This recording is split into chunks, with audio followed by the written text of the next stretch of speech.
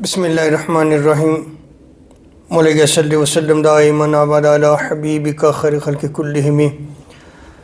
اللہ تبارک و تعالیٰ کا بے پایان لطف و کرم اور احسان عظیم ہے کہ جس نے ہمیں آج کی بابرکت محفل میں اکٹھے ہونے کی توفیق عطا فرمائی، سب سے بڑھ کر یہ کہ ہمیں دولت ایمان سے بہرامند فرمایا۔ بندہ مومن کو چاہیے کہ ہمیشہ آقا علیہ السلام کے اسوہ کامل پہ عمل کرے، اور بندہ مومن کی کامیابی حضور علیہ السلام کے اسوہ حسنہ کو اپنانے میں ہے۔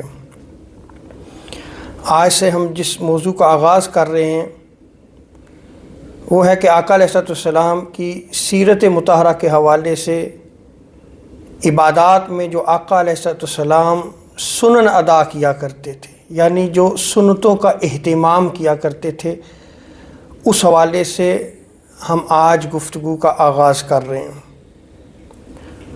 ہمارے ہاں نوجوانوں میں اب یہ کنسپٹ ڈیولپ کیا جا رہا ہے کہ نماز میں صرف فرض ہے،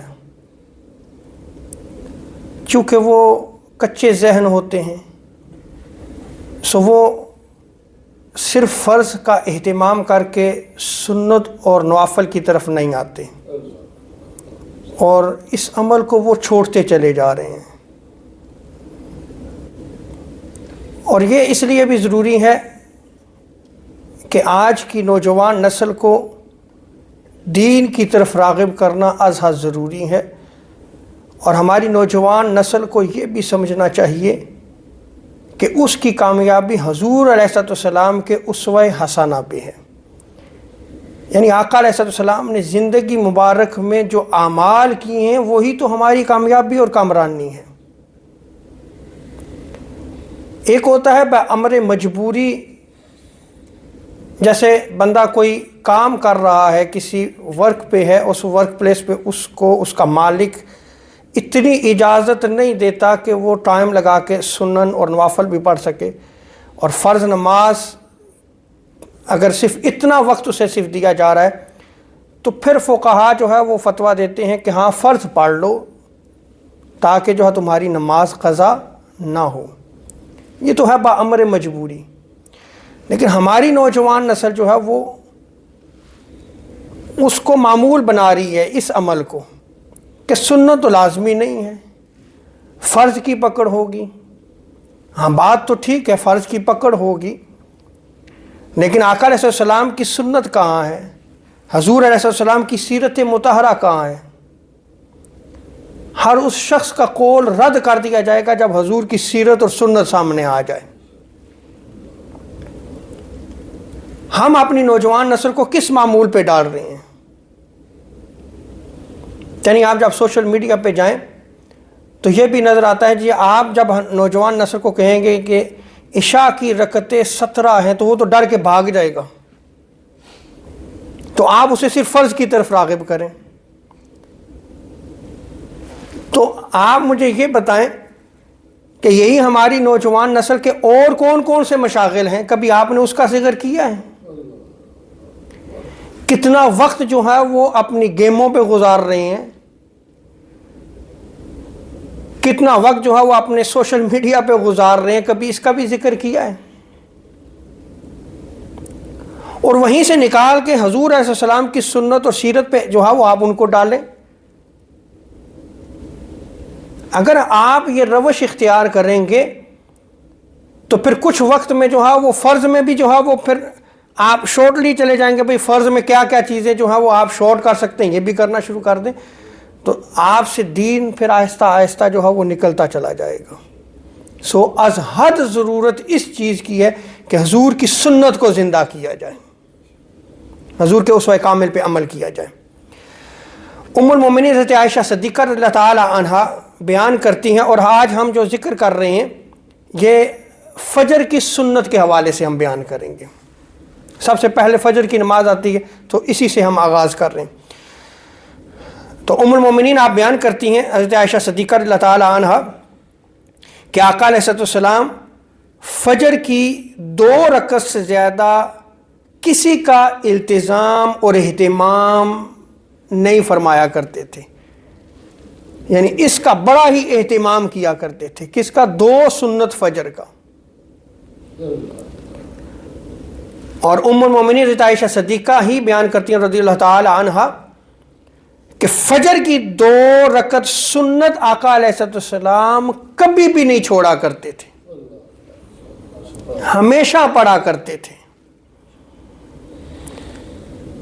اور ام المومنین حضرت عائشہ صدیقہ رضی اللہ تعالی عنہا ہی بیان فرماتی ہیں کہ حضور علیہ السلام فجر کی 2 رکعت سنت کو کبھی ترک نہیں کیا کرتے تھے، نہ صحت کی حالت میں،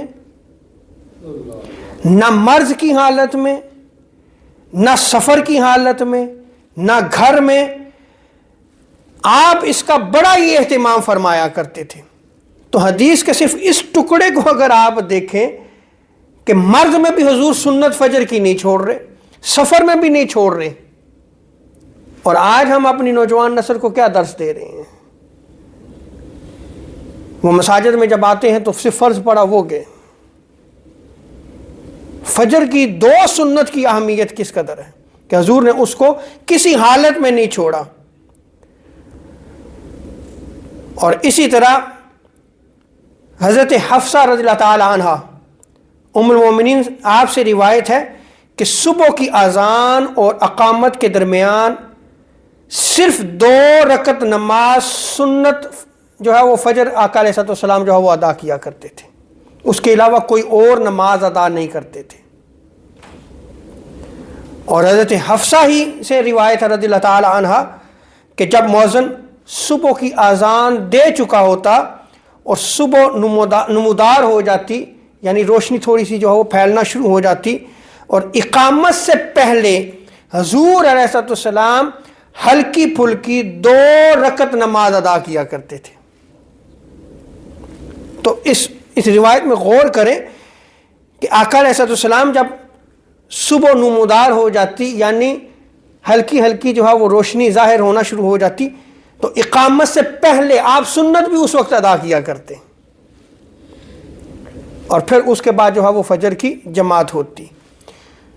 یہاں عموماً ایک چیز دیکھی گئی ہے کہ ہمارے دوست و احباب بعض اپنی نماز جو قضا ان کی زندگی میں ہو چکی ہیں نہیں ادا کی ہوتی، تو وہ مسجد میں جب آتے ہیں تو اس کا بڑا اہتمام کرتے ہیں،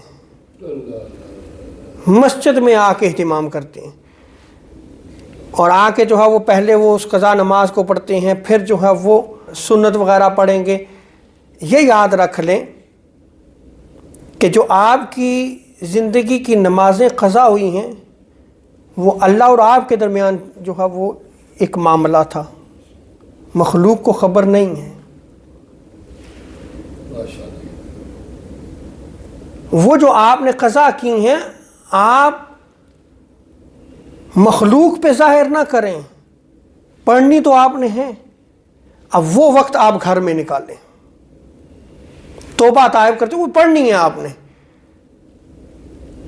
کیونکہ بہت مرتبہ ایسے ہوتا ہے کہ جب آپ جو ہے وہ اپنی قضا نماز پڑھ رہے ہیں تو ہماری نوجوان نسل پھر پوچھتی ہے کہ آپ نے 2 رکعت کی تعلیم دی تھی، یہاں تو جو ہے وہ ہمارے بزرگ جو ہے وہ پہلے بھی پڑھ رہے ہیں پھر اس کے بعد بھی پڑھ رہے ہیں. تو حضور کی سنت کیا ہے کہ فجر کے وقت آپ صرف جو ہے وہ 2 رکعت ہی پڑھا کرتے تھے. آپ اس کو گھر میں ادا کر کے آ جائیں، اس وقت میں یہ نہیں آپ قضا نماز ادا نہیں کر سکتے ہیں، لیکن مسجد سے پرہیز کریں. مسجد میں آپ صرف فرض نماز ادا کریں، یہ افضل ہے. اور یہی آقا علیہ السلام کی سنت مبارکہ، اس پہ ہم انشاءاللہ تبارک و تعالی یہ دروس کا سلسلہ جاری رہے گا، اس میں ہم بیان کریں گے.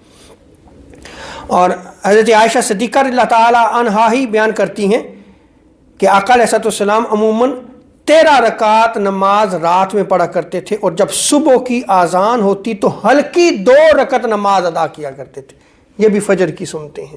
اسی لیے امام حسن بصری نے اس آقا علیہ السلام کے اہتمام اور تاکید کی وجہ سے صبح کی جو 2 سنت ہیں ان کو واجب قرار دیا ہے.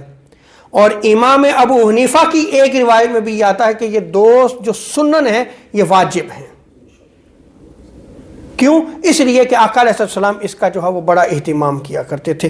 اللہ تبارک و تعالیٰ سے دعا ہے کہ رب تعالیٰ ہمیں حضور علیہ السلام کی سنت مطہرہ پر عمل کرنے کی توفیق عطا فرمائے، اور آقا علیہ السلام کی سیرت مطہرہ پر عمل کرنے کی توفیق عطا فرمائے۔ وما علینا الا البلاغ المبین۔